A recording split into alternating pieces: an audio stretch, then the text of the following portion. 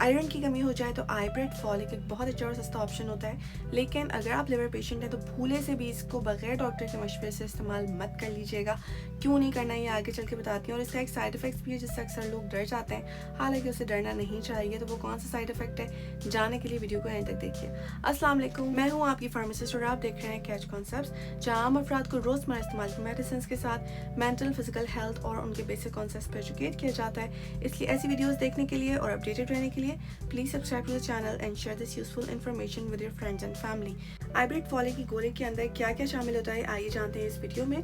इसमें ferrous sulphate शामिल होता है जो आयरन की एक फॉर्म है और ये एनीमिया को ट्रीट करती है। फॉलिक एसिड शामिल होता है जो विटामिन B9 कहलाता है और बॉडी में इसकी कमी से, डेफिशिएंसी से बहुत थकावट रहने लग जाती है। प्लस कुछ कंडीशंस ऐसी हैं जिसमें इनकी रिक्वायरमेंट बढ़ जाती है, जैसे हामला खवातीन होती हैं, ये जो दूध पिलाने वाली माएँ होती हैं, उनके अंदर आयरन और फॉलिक एसिड की डिमांड बढ़ने की वजह से ऊपर से सप्लीमेंट्स देने पड़ते हैं। समटाइम्स छोटी आंत की कोई बीमारी होती है जैसे सीलिएक डिजीज या क्रोन्स डिजीज, इसमें भी बॉडी की फॉलिक एसिड की रिक्वायरमेंट बढ़ जाती है क्योंकि बॉडी फॉलिक एसिड को एब्जॉर्ब नहीं कर पा रही होती जो आप ग़िज़ा से लेते हैं। सो ऐसे में सप्लीमेंट्स देने पड़ते हैं। लेकिन अगर आपको आंतों की कोई और बीमारी है जैसे अल्सर है या कोई और बीमारी है, सो प्लीज़ डॉक्टर से पूछे बगैर इस दवा को इस्तेमाल मत कीजिए। इसके साथ हमारे पास विटामिन C और B12 शामिल हैं जो एंटीऑक्सीडेंट भी होते हैं। B12 हमारी नर्व्स की हेल्थ के लिए, एनर्जी देने के लिए बहुत ज़रूरी होता है।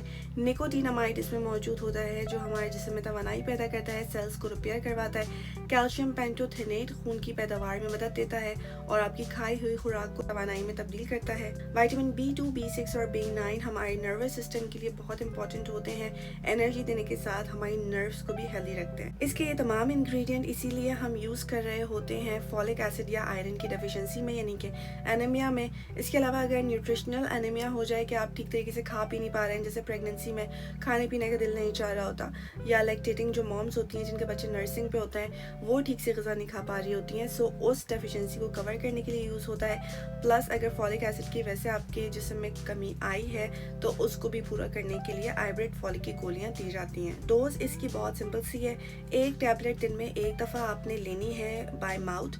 और साथ में अगर आपकी कोई डोज मिस हो गई है, जैसे आपने आज की डोज नहीं ली, तो इसका मतलब ये नहीं है कि आप डबल डोज ले लें। डबल डोज नहीं करनी है, जो मिस हो गई वो मिस हो गई। अब नेक्स्ट डोज का जब टाइम आएगा तो उसमें आपने एक टैबलेट लेनी है जैसे कि आप ले रहे थे। इम्पॉर्टेंट नोट इसमें ये बहुत ज़रूरी है कि आपने इस टैबलेट को क्रश करके या च्यू करके नहीं खाना है कि आपसे खाई नहीं जा रही है। अगर आपको नौजिया हो रहा है यानी मतली हो रही है तो आप टैबलेट को क्रश करके पानी में घोल के पी लें, ये आपने नहीं करना है, क्योंकि इस टैबलेट को इस तरीके से बनाया गया है कि ये लेयर्स में बनी है ताकि ये काफ़ी घंटों तक अपना असर बरकरार रख सके।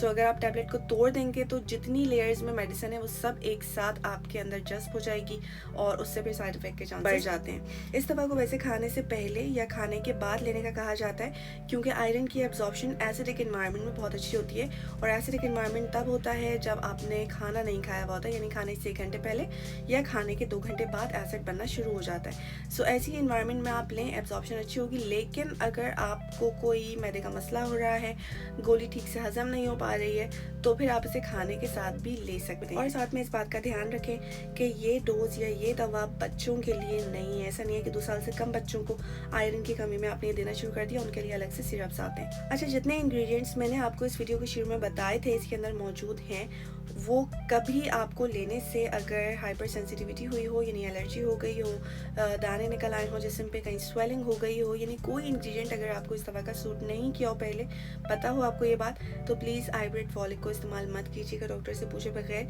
क्योंकि अगेन आपको वो एलर्जिक रिएक्शन हो सकता है इसको इस्तेमाल करने से। प्रिकॉशंस बहुत इंपॉर्टेंट हैं, ये सुन लीजिए। अगर आपको विटामिन B12 की डेफिशिएंसी है और आपका टेस्ट नहीं हुआ हुआ है तो डॉक्टर से पूछे बगैर किसी के मशवरे में आके आपने ये दवा इस्तेमाल नहीं करनी। ऑल्दो कि एक सप्लीमेंट है, फिर भी आपने डॉक्टर से पूछे बगैर इसे इस्तेमाल नहीं करना अगर आपके जिस्म में विटामिन B12 की डेफिशिएंसी रहती हो। दूसरी इंपॉर्टेंट चीज़, अगर लिवर प्रॉब्लम हो तो भी इस्तेमाल ना करें क्योंकि आयरन ज़्यादातर लिवर के अंदर स्टोर होता है, सो लिवर पे फिर इफ़ेक्ट आएगा इसका।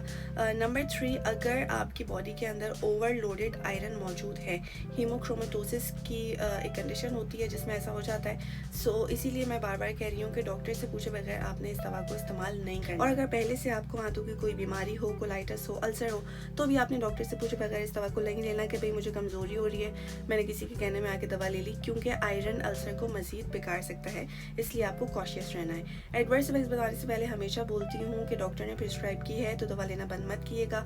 एडवर्स इफेक्ट्स हर किसी में शो नहीं होते हैं, बहुत कम लोगों में होते हैं। प्लस ओवरडोज करेंगे और बहुत लंबे अरसे तक इस्तेमाल करेंगे, महीनों तक, तो एडवर्स इफेक्ट्स आने के चांसेस बढ़ जाते हैं। सो इसके पॉसिबल एडवर्स इफेक्ट्स में सिर्फ एक शामिल है, वो ये है कि आपका पेट ख़राब हो सकता है आयरन को लेने से, जो अक्सर लोगों में हो जाता है, लेकिन जब वो डोज को एडजस्ट करते हैं सो उनका ये प्रॉब्लम ठीक हो जाता है। प्लस जो स्टूल है, बहुत सारे लोग इस चीज़ से डर जाते हैं, जो मैंने वीडियो के शुरू में कहा था, जो स्टूल है वो डार्क कलर का हो जाता है। सो इससे भी डरने की ज़रूरत नहीं है।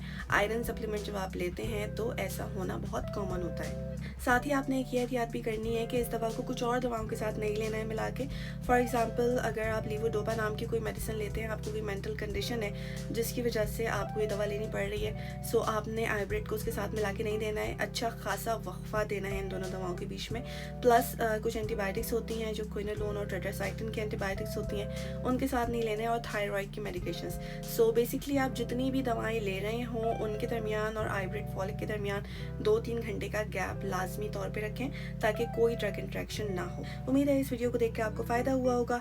हमें इंस्टाग्राम पे फॉलो करें जहाँ मैं बहुत सारी शॉर्ट फॉर्म वीडियोस बनाती हूँ। जैसे अभी मैंने रिसेंटली मेटफॉर्मिन के बारे में वीडियो बनाई है, एक्जिमा के बारे में वीडियो बनाई है, कोल्ड में एंटीबायोटिक्स क्यों डॉक्टर्स देते हैं जब वायरल कोल्ड के फ्लू होता है, ऐसा क्यों करते हैं डॉक्टर्स, और हमें इस सिलसिले में क्या करना चाहिए। सो इस तरह की वीडियोस देखने के लिए please follow us on Instagram, और यहाँ पे आप बाकी दूसरी हमारी वीडियो देख सकते हैं और सब्सक्राइब कर सकते हैं। Thank you so much for watching and take care of yourself.